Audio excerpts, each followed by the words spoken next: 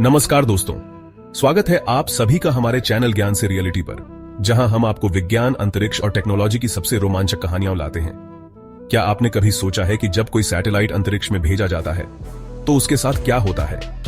जब कोई rocket launch होता है तो क्या उसके सभी हिस्से वापस लौट आते हैं? नहीं। हर साल हजारों टन कबाड़ अंतरिक्ष में छोड़ा जा रहा है और यह अब इतना ज्यादा हो चुका है कि यह हमारे भविष्य के अंतरिक्ष मिशनों के लिए सबसे बड़ा खतरा बन चुका है। क्या होगा अगर यह मलबा किसी महत्वपूर्ण सैटेलाइट से टकरा जाए?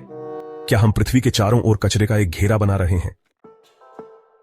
आज हम आपको इस वीडियो में बताएंगे अंतरिक्ष कबाड़ क्या है और यह कहां से आया, कैसे यह पृथ्वी की कक्षा में घूम रहा है और भविष्य के मिशनों को खतरे में डाल रहा है। दुनिया भर की अंतरिक्ष एजेंसियां इसे रोकने के लिए क्या कर रही हैं? तो दोस्तों, अगर आप स्पेस और टेक्नोलॉजी में रुचि रखते हैं तो इस वीडियो को अंत तक जरूर देखें। दोस्तों, आगे बढ़ने से पहले आपसे अनुरोध है कि अगर आपको हमारा कंटेंट जरा भी अच्छा लगे तो कृपया हमारे चैनल ज्ञान से रियलिटी को लाइक और सब्सक्राइब करें। यह हमें प्रोत्साहित करेगा और भी अच्छे कंटेंट के लिए। अंतरिक्ष कबाड़ या स्पेस जंक उन वस्तुओं को कहा जाता है जो पृथ्वी की कक्षा में बेकार घूम रही है। ये किसी काम की नहीं होती, लेकिन फिर भी अंतरिक्ष में हजारों किलोमीटर प्रति घंटे की रफ्तार से घूमती रहती हैं। स्पेस जंक के कुछ उदाहरण पुराने निष्क्रिय सैटेलाइट्स जिनका ईंधन खत्म हो चुका है, रॉकेट लॉन्च के बचे हुए हिस्से जो मिशन पूरा करने के बाद अंतरिक्ष में ही रह जाते हैं, स्पेसक्राफ्ट के टूटे हुए पुर्जे, स्पेस मिशन के दौरान खोए हुए उपकरण जैसे टूल्स, स्क्रू या स्पेस सूट के टुकड़े। आपको यह जानकर हैरानी होगी कि ये छोटे छोटे टुकड़े 27,000 किलोमीटर प्रति घंटे की गति से घूमते हैं। इतनी तेज स्पीड से टकराने पर यह किसी भी सैटेलाइट या स्पेसक्राफ्ट को पूरी तरह नष्ट कर सकते हैं। लेकिन यह कबाड़ आया कहां से? इसका जवाब हमें इतिहास में मिलेगा।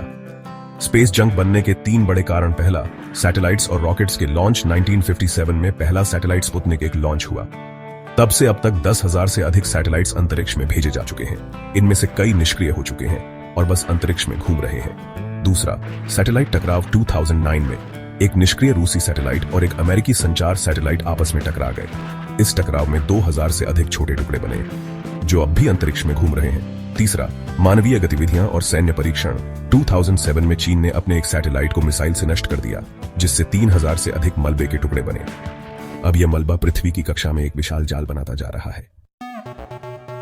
यह कबाड़ सिर्फ वहां पड़ा नहीं रहता, यह बहुत खतरनाक भी है। पहला, सैटेलाइट्स के लिए खतरा। अगर यह मलबा जीपीएस, इंटरनेट या मौसम सैटेलाइट्स से टकरा जाए तो यह पूरी दुनिया के लिए बड़ा संकट बन सकता है।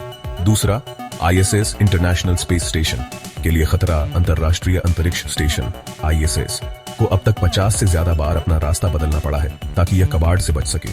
तीसरा, केसलर सिंड्रोम। केसलर सिंड्रोम, अगर यह कबाड़ बढ़ता रहा तो एक चेन रिएक्शन शुरू हो सकता है। हर टकराव और ज्यादा कबाड़ पैदा करेगा, जिससे पृथ्वी की कक्षा में जाना असंभव हो जाएगा। अब सवाल यह उठता है कि इस स्पेस जंक को रोका कैसे जाए। Active debris removal ADR, NASA और यूरोपियन स्पेस एजेंसी ऐसे रोबोटिक सिस्टम बना रहे हैं जो स्पेस जंक को पकड़कर नष्ट कर देंगे। एलएसए-डी मिशन, जापान की एस्ट्रोस्केल कंपनी, एक मिशन पर काम कर रही है जो कबाड़ को पकड़कर उसे पृथ्वी के वायुमंडल में गिराकर जला देगा। रियूजेबल रॉकेट्स, स्पेसएक्स अब रियूजेबल रॉकेट्स बना रहा है जिससे कम मलबा पैदा होगा। सेल्फ डिस्ट्रक्शन सैटेलाइट्स, भविष्य में सैटेलाइट्स को ऐसे डिजाइन किया जाएगा कि जब उनका काम पूरा हो जाए तो वे खुद नष्ट हो जाएं। तो दोस्तों, स्पेस जंक एक बहुत बड़ी समस्या बन चुका है। अगर इसे हल नहीं किया गया तो शायद हम भविष्य में अंतरिक्ष में जाना भी बंद कर दें। आपको क्या लगता है, क्या हम इस समस्या को हल कर पाएंगे? कमेंट करें और हमें बताएं। अगर आपको यह वीडियो पसंद आया हो तो लाइक करें, शेयर करें और सब्सक्राइब करें। धन्यवाद।